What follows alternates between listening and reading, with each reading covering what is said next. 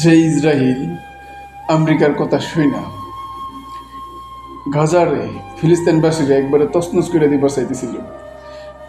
এমনি তো ফিলিস্তিনের একবার যা আছে আসিল একবার সে মানে ছন্ন ছাড়া করে ফেলাইছে, কিন্তু এই পৃথিবীর বুকের মধ্যে ফিলিস্তিনের নামটা রিমুভ করতে চাইছিল একমাত্র ইসরায়েল।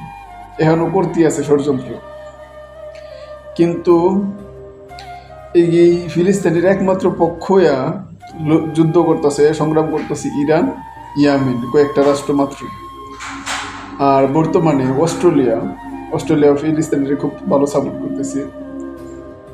তো আগামী সেপ্টেম্বরের মধ্যেই অস্ট্রেলিয়া বলে স্বীকৃতি দিবে ফিলিস্তিনিরে, তো যেন বিশ্বের বুকে ফিলিস্তিনি একটা স্বাধীন রাষ্ট্র হিসেবে পরিচিতি পায়।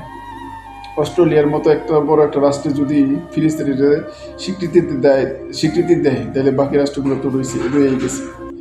তো দোয়া করি ফিলিস্তিনি যেন তার ন্যায্য অধিকার ফিরে পায়। আর ফিলিস্তিনবাসীর জিন্দাবাদ, জয় হোক। আর আমরা অস্ট্রেলিয়ার স্যালুট জানাই, কেননা অস্ট্রেলিয়ার প্রথম মনে হয় বলছে যে ফিলিস্তিনের স্বীকৃতি দেওয়ার জন্য। তো এই নিউজটা প্রচার হয়েছে, তো আপনারা সবাই শেয়ার করেন আর সবাই জানাই দেন, আর সবাই একটু সাপোর্ট করেন ফিলিস্তিনবাসীর জন্য। আল্লাহ খুব দ্রুত তাদেরকে ভালো একটা পথ নির্দেশনা করে দেন।